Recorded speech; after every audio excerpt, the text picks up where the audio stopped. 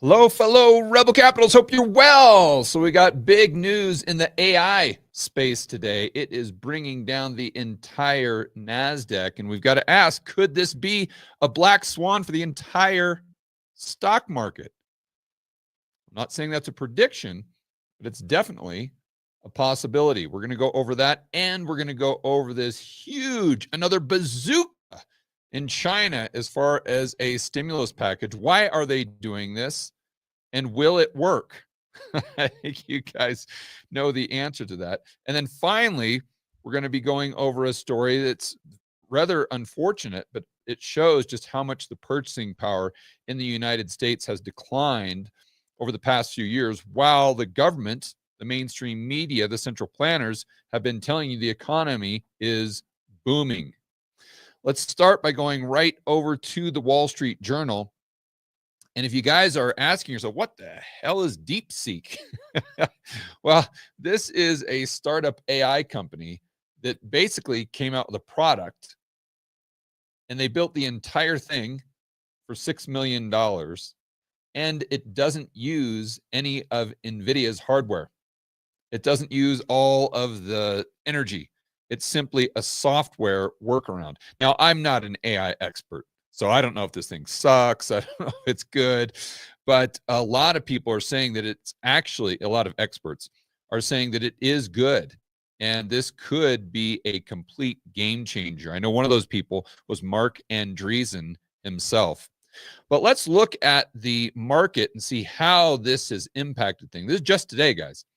U.S. stock indexes past 3 sessions, and you can see this wily coyote. That's the NASDAQ today. And as of right now, it is down about 700 points. It's off the lows, that's for sure.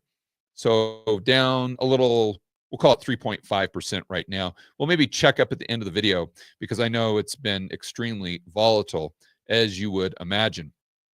But getting back to this article, let's see what's happening here. The Chinese artificial intelligence upstart has trained high-performing AI models cheaply and without the most advanced gear provided by NVIDIA. That's why NVIDIA is down, I think, 17%. We'll check up on that in a moment as well. That has pulled the rug from under global companies riding the AI wave, including chip makers, infrastructure suppliers, and power stocks, as investors question the outlook for AI spending. And here you go. Yeah, NVIDIA tumbled 17%. And I'm sure that's extremely volatile as well. So that, by the time you're watching this video, that could change. Wiping out nearly 600 billion. Whoa. You know what's incredible is I remember back in the good old days when the largest companies in the world, like Apple, were valued. Their entire market cap was 600 billion. I mean, that wasn't that long ago. I mean, it was maybe like 2000, I don't know, 17. And now that just gets wiped off NVIDIA in one day.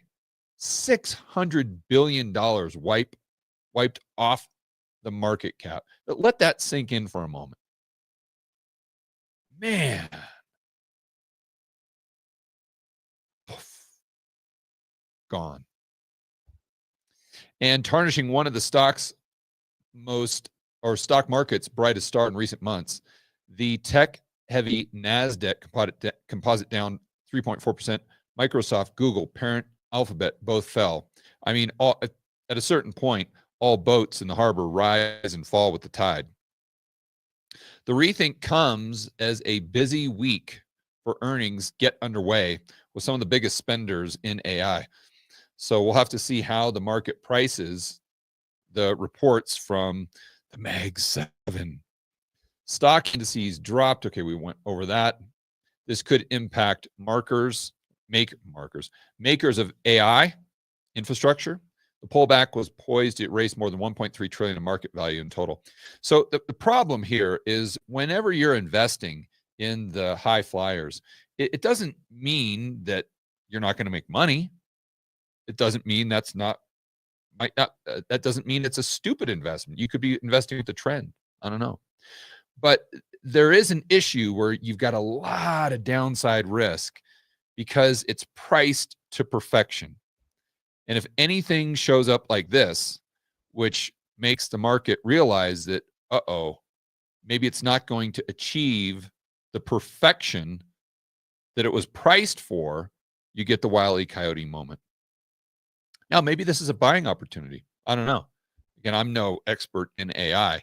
I'm just going through what's happening, and then I want to go through a quick thought experiment to see if I'm not saying there's a certainty, but if this could impact the broader stock market for not just today or maybe the next week, but maybe put us into a downward trend that we'll see continue for the next couple months. Treasuries gained, as you would imagine. Bitcoin fell. Again, it's unfortunately, I like Bitcoin, so I don't like the fact that it's tied at the hip with NASDAQ, but it is what it is. That's how it's trading now. I wish it was an uncorrelated asset, and hopefully one day it will be. But again, now it's just kind of trading like a leveraged play on the NASDAQ. Global stocks were mixed. Arabica coffee prices. Now, you guys may not know this, but there are, and I just did a coffee tour with the Medellin retreat people that I had down here. I did a Rebel Capitalist retreat. A lot of you know that. It was like a Plan B thing. And I took some of the attendees on a coffee tour where I actually learned what Arabica, and I'm probably mispronouncing that, coffee is. That's a type of coffee. There's really two main types, and that's one that they grow here in Colombia because it has to be at high altitudes as opposed to what you would get in Vietnam or Costa Rica, something like that. So the prices reach an all-time high. That's after Trump threatened Colombia with the tariffs, which turned out, thankfully, to be a nothing burger, where they didn't have to implement them. Unfortunately, Petro, being the idiot that he is, actually increased the tariffs, I think, by 25%, which of course will hurt the Colombian people in the end. And by the way, one thing, I don't want to get too far off on a tangent, but I see a lot of people on Twitter saying how, if Petro implements these tariffs, then that's going to destroy the Colombian economy. It's going to hurt the Colombian economy. But in the very next day, they'll come out and say how brilliant Trump's tariffs are and how that's going to make America great again and how that means we're all going to get rich because of all the manufacturing jobs that are going to come back to the United States. Not sure how that works, but I will grant you this. Tariffs are fantastic as far as a negotiating tool. Now, I don't think Trump needed to use them because Petro was really between a rock and a hard place where he had to agree because it's actually Colombian constitutional law. And although he's a socialist, although he's a crazy person, maybe a criminal, he can't he can't just, oh, well, I don't care what the law is. I'm just going to do whatever I want willy-nilly. We've got some checks and balances here. So anyway, even if Trump would not have threatened the sanctions or the tariffs, Petro would have had to accept those Colombians back in, just like they had to accept Colombians into the country during the cerveza sickness, even if they didn't have let's say, the medicine. Same law. But again, let's get back to the topic at hand here. So what is DeepSeek? Now I want to move over to Zero Hedge because they had a fantastic article on this. Title is Chinese software suddenly eating the world. And it goes into kind of potentially what could be an epiphany moment for the market that could take us into possibly a longer term bear market, let's just say over the next 3, 4, 5, 6 months. So in this article, they compare DeepSeek to Sputnik. I thought it was an interesting comparison. Check this out. The Soviet Union's October 1957 launch of the world's first artificial satellite, Sputnik 1, stunned the United States, which reckoned it had a commanding lead. Okay, I see the similarities there for sure. DeepSeek achieves its capabilities not from expensive hardware, but from advances in software that can be used on smartphones. So we talked about that, and that's why the market's like, oh, kind of freaking out right now, because like, oh, wait a minute, we thought that the only way that you could use artificial intelligence was like this, and now all of a sudden you're telling me that's not true. You can actually use it like this.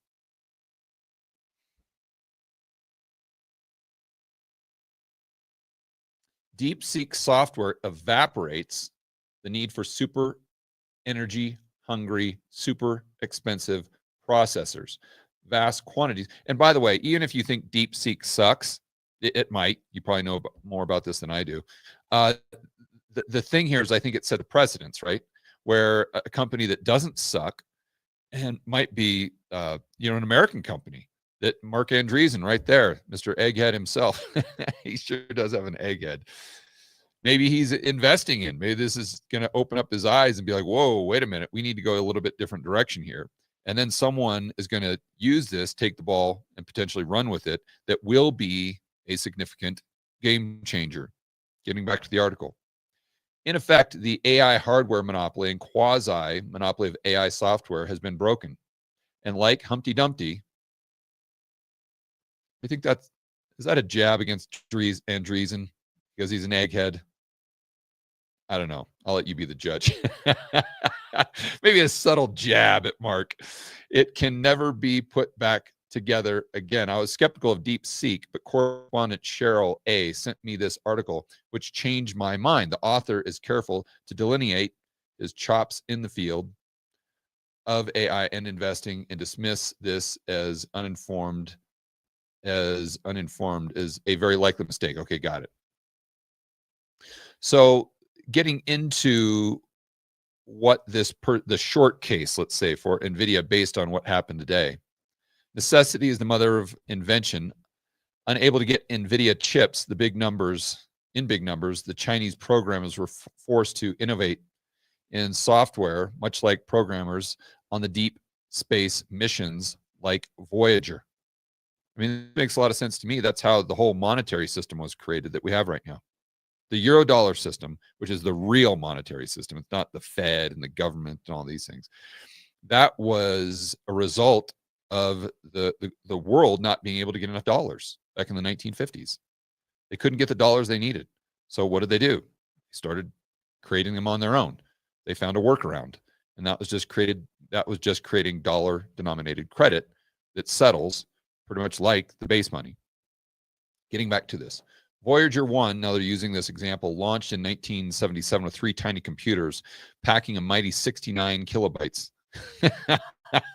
And they say that's basically one low-res JPEG photo. That's funny. In total, an 8K per second processing power is still functioning 47 years later. Wow. As programmers worked around a component failure with clever software. Okay, so I don't want to go into the details there. But we've got multiple examples in history that resemble exactly what's happening right now with AI. That's the main takeaway. The author says I was skeptical of the possibility suggested to me by Adam Taggart. Want to do a big shout out to my good buddy Adam over at Thoughtful Money. And I know Adam has been talking about a potential black swan. Now, I don't know if he was referencing DeepSeek exactly, but I know he's been talking about kind of a potential bubble here. That DeepSeek could conceivably prove to be the black swan that pops the AI bubble. And if it pops the AI bubble, that could bring the stock market down with it. Now, again, I'm not saying this is a stock market crash or it's down by 50%, but it could take us into a bear market over the next 3 months, 6 months, where let's just say the S&P is down by 20, 25%. It's definitely not a zero probability. So the author says this now strikes me as less of a possibility and more of an inevitability. There is simply no longer enough advantage generated by super energy consuming costly chips in terms of generating a product that is worth paying for when the equivalent tools are already available for free. They can run offline and outstanding devices. Yeah, I think this is specifically Adam's point that he's been making. It's like, look, if AI is so great, it's going to figure out a way to make itself cheaper. without the Nvidias, excuse me.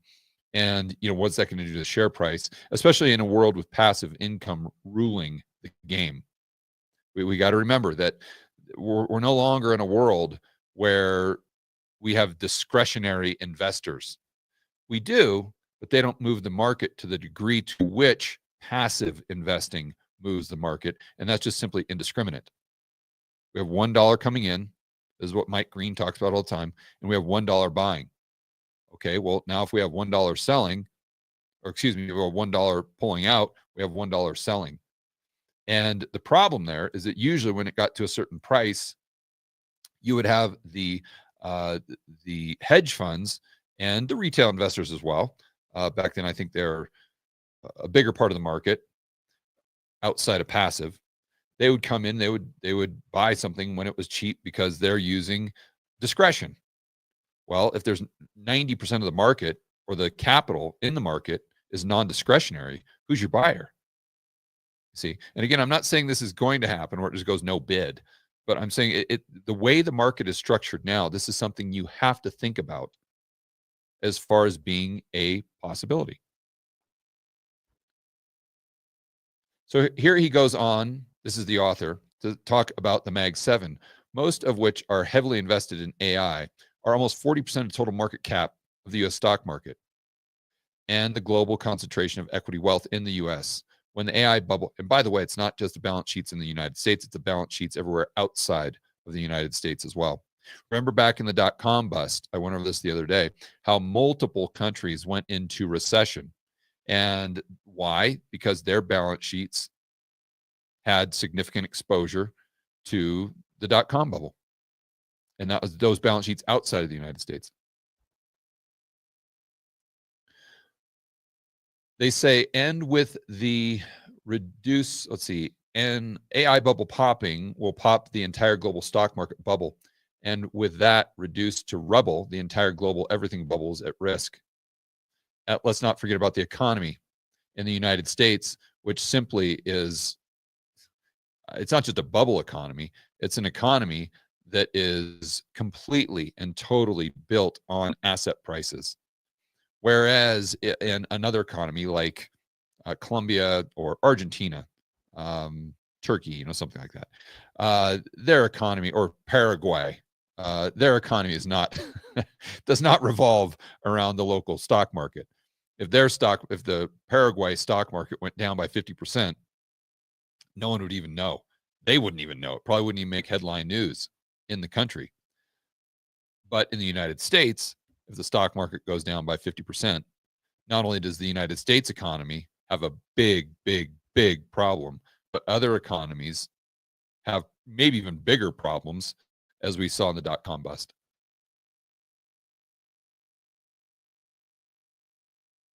Wow, look at this. U.S. equities dominate the value of global stocks. So global stocks, U.S. stock market is 67%. Yeah, that would. Yeah, I mean, you're playing with fire there, the way the market is structured.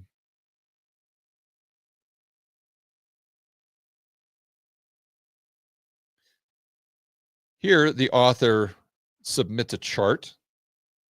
They say, I'm not sure that software will eat the world, but it could consume the stock market bubble in a single gulp. So A, everything bubble, got it.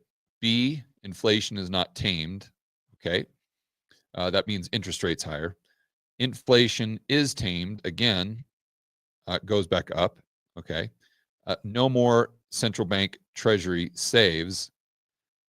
Yeah, but so I want, especially Americans, I think, need to be careful with this one, because they assume the stock market will do whatever the Federal Reserve or the central planners want. It has a couple times in the past, but that doesn't mean that it's going to do it indefinitely moving forward. We don't want to take recent past and extrapolate that indefinitely into the future.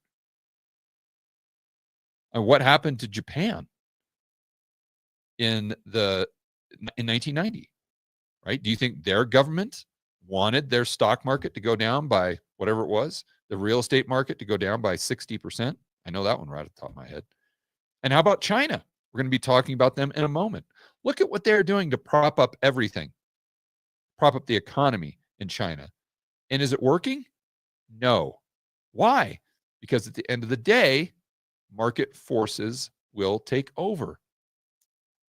So just because we kind of pumped asset prices through what I would consider a psyop back in the 2010s after the GFC, and just because we did the same thing with stimulus, it doesn't necessarily mean that that is a solution moving forward, or that will work moving forward. It may, but it may not.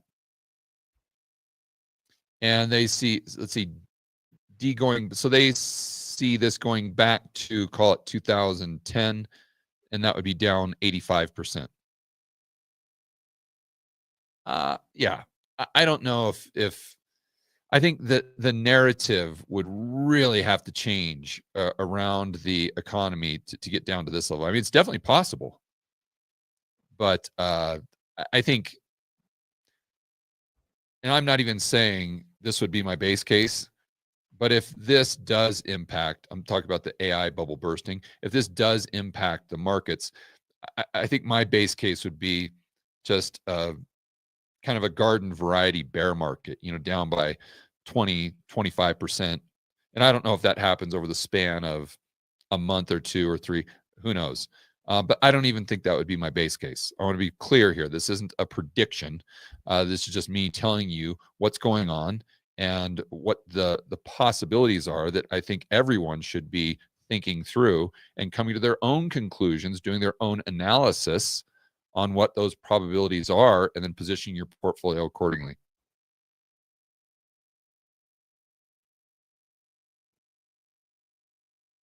Okay, now let's get over to China. Well, perfect. This dovetails perfectly on what we were just saying there.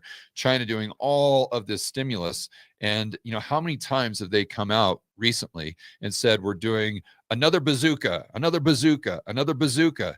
And market participants, I think now, are starting to brush this off and just say, yeah, you fool me once, shame on you. Fool me twice, shame on me. And if this stimulus, quote unquote, hasn't done anything to stimulate the economy, maybe the stimulus isn't really stimulative.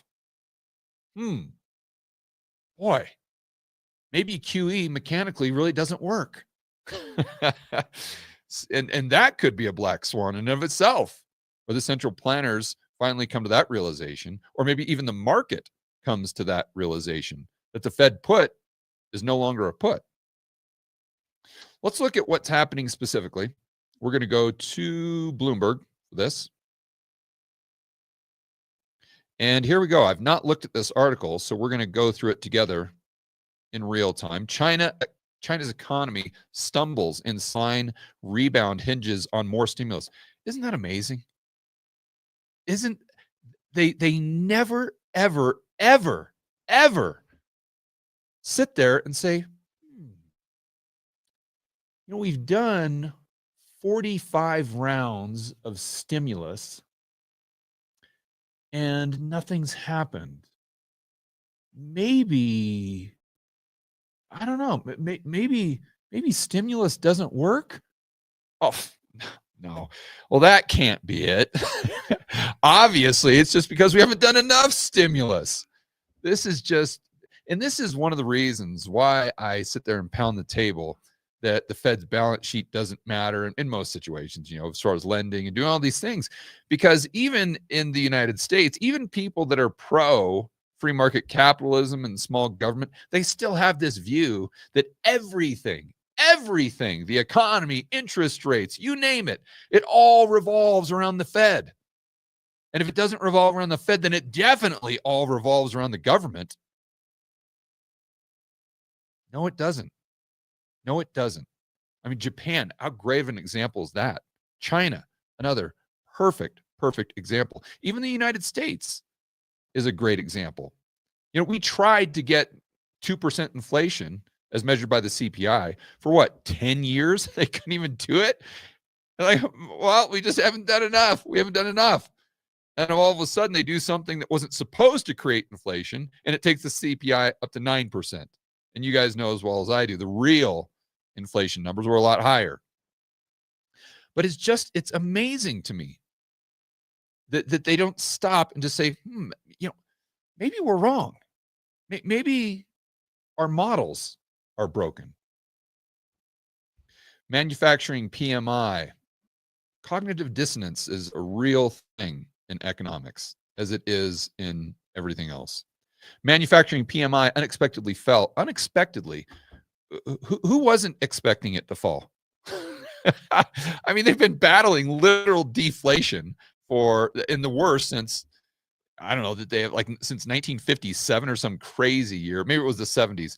It's the worst case of deflation, and the bad type, by the way, of deflation that they've dealt with in decades. And I don't know why they would expect it to just switch on a dime. Oh, well, that's right, because stimulus is so amazing and works every time. Wrong.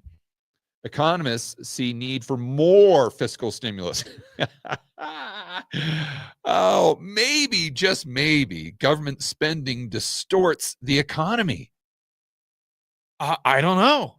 And then makes growth almost impossible. I don't, maybe. Never even dawns on them. If you've ever wondered what your advantage is if you don't have a PhD in economics, this is it right here. It's just like Kamala told us, that if you don't have a PhD in economics, you are not constrained. You are unconstrained by what has been, or whatever that stupid saying was. That's your edge that you have over all of the quote unquote economists and experts out there, is you can actually just use good old fashioned common sense. You haven't been brainwashed by all these crazy Keynesian textbooks. Factory activity shrank in January after 3 months of expansion with the manufacturing purchasing manager. So you just get this little sugar rush, then all of a sudden things go back and get even worse. So you take 1 step forward, 2 steps back. That's how government spending distorts the economy. The disappointment followed other official data showing government's fiscal support to the economy was weak last year. And by the way, you know damn well China's lying about the numbers. I mean, you think that I can assure you they're not sugarcoating, or excuse me, I can assure you they are sugarcoating them. So if they are even admitting the data is bad, I guarantee it's 10 times worse. Taken together, the latest set of figures reveal the world's number 2 economy risks stalling unless the government stumps. That's got to be a typo. Unless the government stumps up more money. In more money? I have no idea what they're trying to say here. But you guys get it. They're saying it's like cowbell. They're just we need more cowbell. More cowbell. All we need is more cowbell. Oh man. Without a more pro-growth stance. I know what might be a more pro-growth stance. How about reducing regulations? How about not being a communist country anymore? I don't know. Maybe communism isn't great for economic growth? Oh, boy. So here's a chart showing how the factory activity slowed. The urgency is only increasing as Trump threatens to hit Chinese exports with tariffs. Yeah, look, and I'll sit there, and I hate tariffs as far as an economic policy. I think they are a net negative for American citizens. Although there are some benefits. Again, it's cost benefits, right? It's not like there's only costs. And it's not like there's only benefits. Absolutely, there are benefits for the American people as far as these tariffs, but on net balance, that's what you got to look at. But anyway, I hate them as an economic policy, but they are phenomenal as a tool of leverage, a negotiating chip, if you will. And so if Donald Trump only uses them that way, then great, assuming that the result is more free market capitalism, which on net, again, costs, benefit society at large. And when I mean society, I'm talking about American society. So that weakens overseas demand at a time when domestic consumers, and not only that, but let's remember, what's China going to do if Trump implements tariffs? They're going to tariff us back. I mean, that's one thing that nobody ever talks about. It's almost like tariffs just go one way. No, you get into these wars where we do a tariff and then they do a tariff and then we do another tariff and they do something else to block off, X, Y, and Z. And it just, at the end of the day, the people that really pay the price on balance are the American average Joe and Jane. Yes, it is true. You're going to have some higher paying jobs in the United States, but that isn't going to compensate for the higher prices and yada, yada, yada. I could go off for another 2 hours on that. But China is obviously very vulnerable right now. So to use those tariffs as a threat to, get X, Y, and Z, why not? I'd be doing the exact same thing if I was him.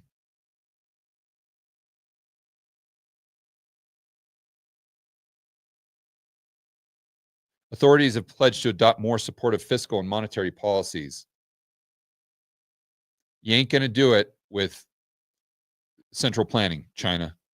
I know you're not watching this video, but Xi Jinping, if you're watching, buddy, trust me, the way you do this is with less regulation, less bureaucracy, less red tape.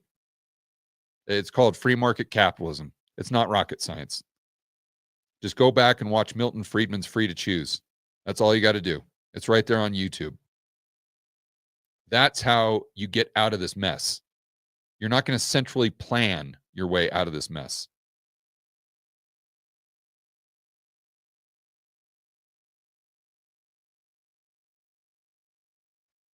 The extent of decline is beyond our expectations, said Raymond Young, chief economist for Greater China at Australia and New Zealand Banking, adding that a stronger fiscal policy and a cut to the reserve requirement ratio. Oh, give me a break. You've got to be kidding me. They're talking about cutting the reserve ratio as if that's going to do anything. Look, this is, I'll talk about this just for a couple seconds because this applies to the United States as well. Although we don't have, for a lot of the banks, we don't have a reserve requirement anymore. We used to have one, and people thought the banks actually, that was some sort of constraint. It wasn't. That's just complete nonsense. It's very naive to believe that the banks are going to be like, oh, well, we could loan $1 billion and make all this profit, but boy, we're not going to because we have to obey that reserve requirement. I mean, come on. There's so many ways around this. And by the way, let's just say that you're a bank and you have a 10% reserve requirement that you're actually obeying. And let's say that you look out into the economic horizon and all you see is recession, deflation, you see the stimulus not working. Are you going to go out there and lend money if they just reduce your reserve requirement? Of course not. Of course not. Because it's about risk and reward. You're not going to take that risk. What are you going to do? You're probably going to buy U.S. treasuries. Or you're going to buy Chinese government debt, which is why they're long into the curve, is at, I think, the lowest level in decades. It might even be the lowest level in history. I'm talking about yields. So no matter what, you could take the reserve requirement down to zero. It doesn't matter. It doesn't matter. That doesn't change the risk reward for the bank. If there's no good opportunities out there, if they're not going to get paid back, or if the probability they get paid back is incredibly low, no matter what you do, they're not going to take that loan onto their balance sheet.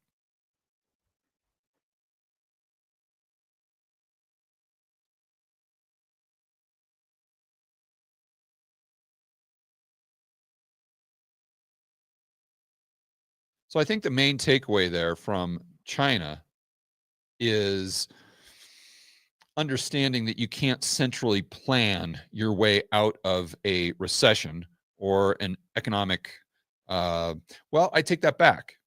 I guess the United States did by sending out all the stimmy checks. So let me back up and say you can't centrally plan your way out of a problem, because although over the short term it might work, you're creating a bigger problem. I think that's the way I'd phrase it. Because yeah, if the Chinese government just sent $10,000 to every Chinese citizen, then they probably wouldn't have deflation anymore, but that creates a bigger problem. Remember, there are no solutions. There are only trade-offs. So the only way, or the best approach here that wouldn't cause a bigger problem down the road, would be less central planning, not more central planning. That's the main takeaway. At least that's the main takeaway that I get from what's happening in China right now. Okay.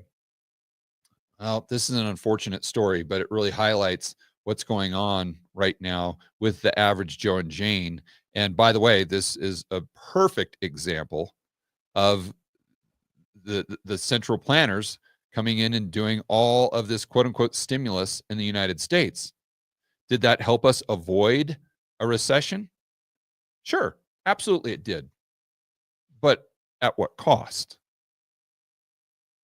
See, now the average consumer is pinched.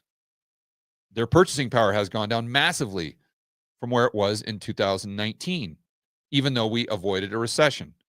So you're having to pay the fiddler regardless.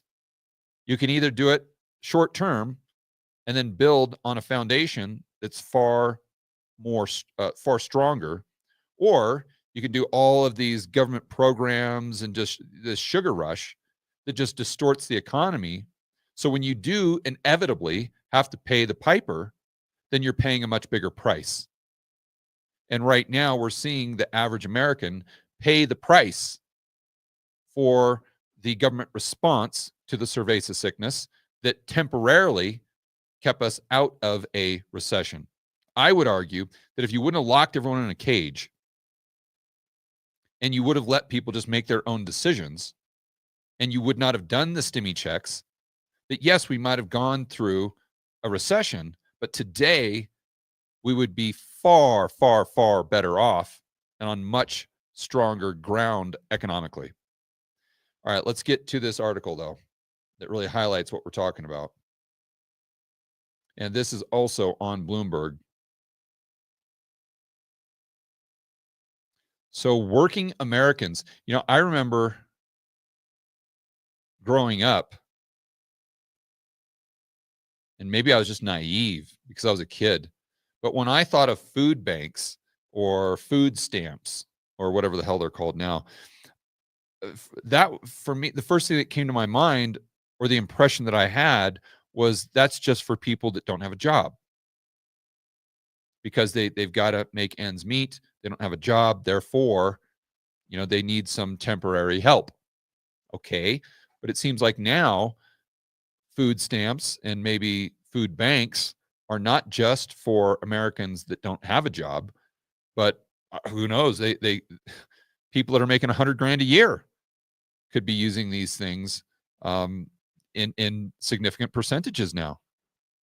I mean, this is what happens. There's no free lunch. There's no free lunch here. You can sit there and say that America is exceptional because we avoided a recession, but that may be true, but it's not like that was achieved without a cost. And unfortunately, the people that are always going to bear the brunt of the cost is going to be the poor and middle class, but now maybe even the upper middle class. I read the other day that like 40% of people making 100 grand a year are living paycheck to paycheck. Once a month, Kirsten Eshak visits a food pantry in Virginia to stretch her family's budget. Eshak's husband works at a big box retailer. She works as a substitute teacher, so they both have a gig. They have income, but with prices up nearly 23% of the past 5 years and still rising, prices up a lot more than that. Either earnings don't stretch or their earnings don't stretch far enough. Food banks across the nation are seeing a similar story. A post-cerveza sickness wave of demand for food driven by working people caught in America's cost of living crunch.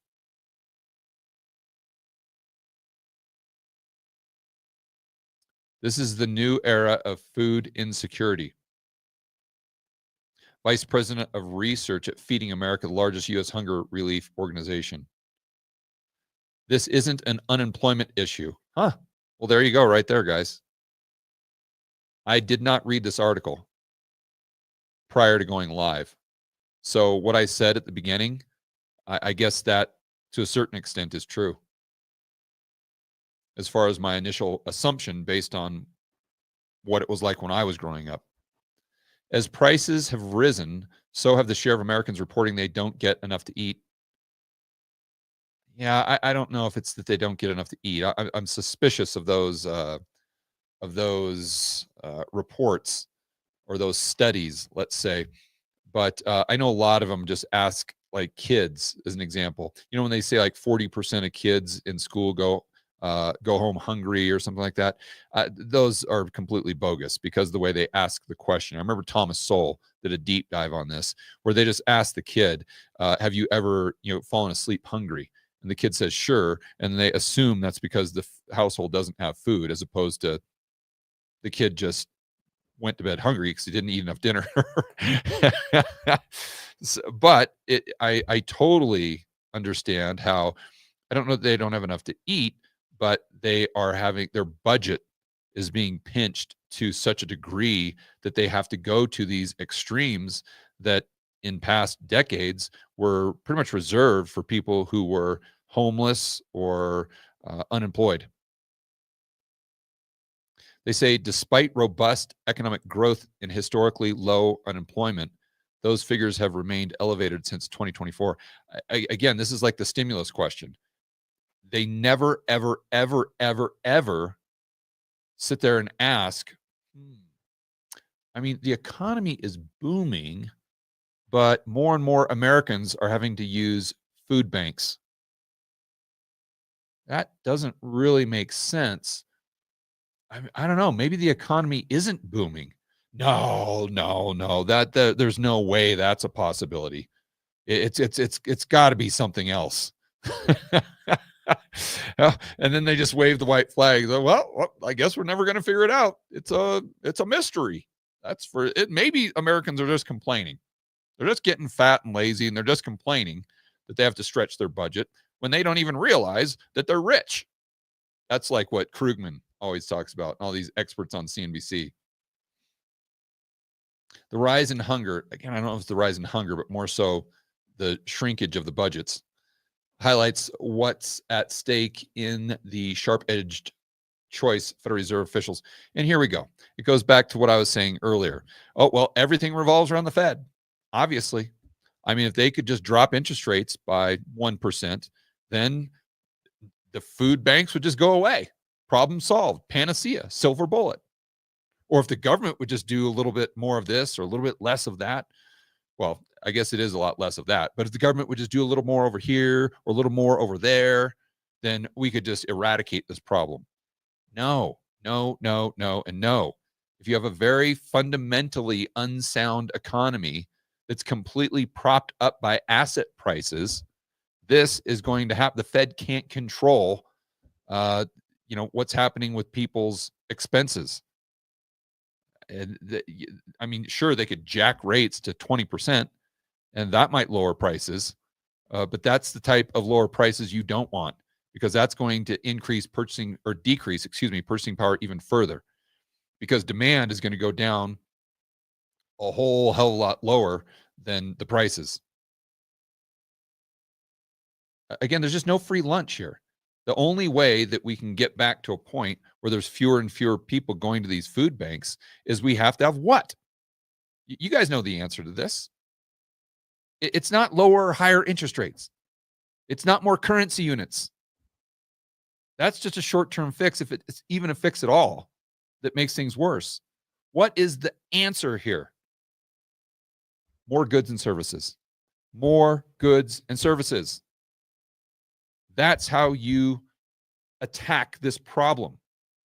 It's more free markets. It's reducing regulation. It's letting the entrepreneurs go out there and produce more stuff to lower the prices of what the average Joe and Jane is having to buy. This is, and that's difficult, right? Because why would we do that when we can just give out stimmy checks? Or why would we do that when we just do price controls? You see, that's the way the central planners think. That's the way they operate. Because that other thing over here, well, that's tough. That means that I actually have to work and be more productive. And I'm not saying that that's the thought process of the average American.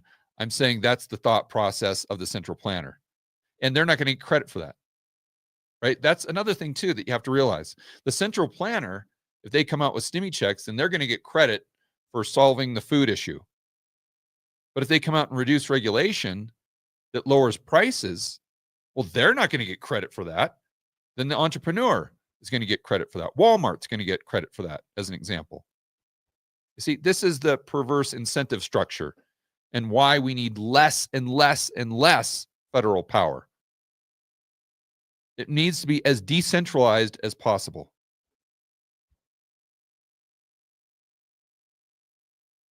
And it's not just food.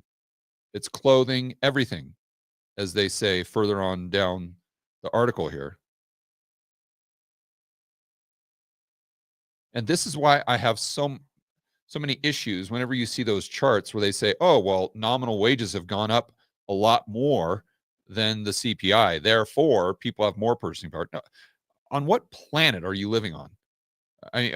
Show me the people that, assuming you don't own assets, that have more purchasing power now as far as their incomes than they did in 2019. I'm sure there's a few people, but on net balance, not even close. Not even close. And look at this.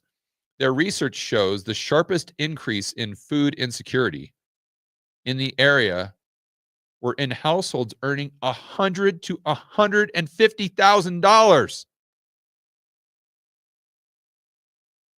How can you tell me the economy is booming when people making $150,000 a year don't have the budget to go to the grocery store?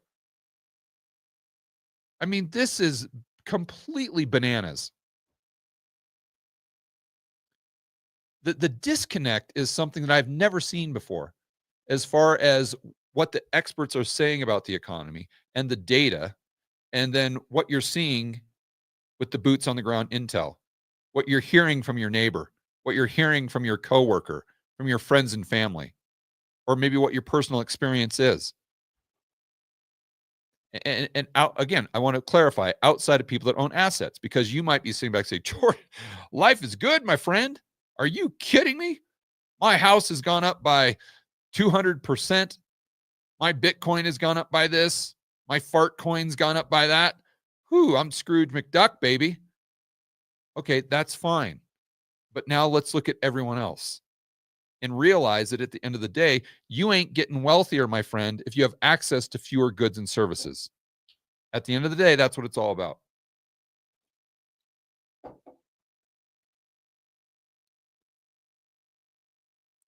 They say, but booming demand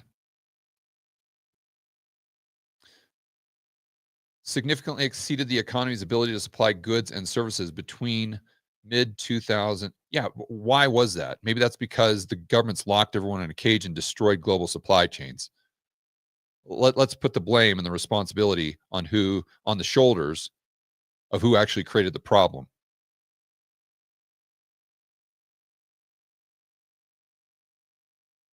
The Fed failed to carry out the mandate of fostering price stability. That's because price stability, idiot, comes from increasing supply. It's increasing supply, for heaven's sakes. What you're trying to do is decrease demand and then sit there and scratch your head and wonder why these people have less purchasing power. Why is the cure for high prices high prices? You guys know this. Is the cure for high prices just because people have more money? No. The cure for high prices is high prices because it incentivizes additional supply to come online. Fantastic. How are you going to incentivize additional supply by increasing interest rates?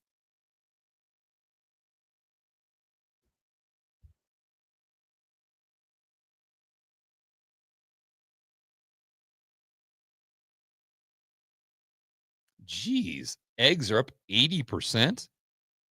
I didn't know that. That's since 2019, and this is BLS, Bureau of Labor Statistics, which is basically Bureau of lying statistics. 80%, my goodness gracious. The gutting of American purchasing power was a key factor in the 2024 presidential election. Absolutely it was. I completely agree with that. Helping to power Trump and Republicans to victory. It has also presented the Fed, which says it is concerned not only with overall impact of its policies, but also how that plays out for different groups with a difficult choice. Okay. See, here's where we take it to the complete level of absurdity. The Fed does not control the economy. Let's just get that straight. Okay. And if the Fed doesn't control the economy, I can assure you the Fed doesn't control the economic environment for African Americans. The Fed does not control the economic environment for women or people in a wheelchair or this is just where we've got to pump the brakes here and say, wait a minute. Now we're just taking this to a level of complete ridiculousness. And we need to just be honest about what the Fed can and can't do. And what they can't do, I assure you, is a lot more than what they can do.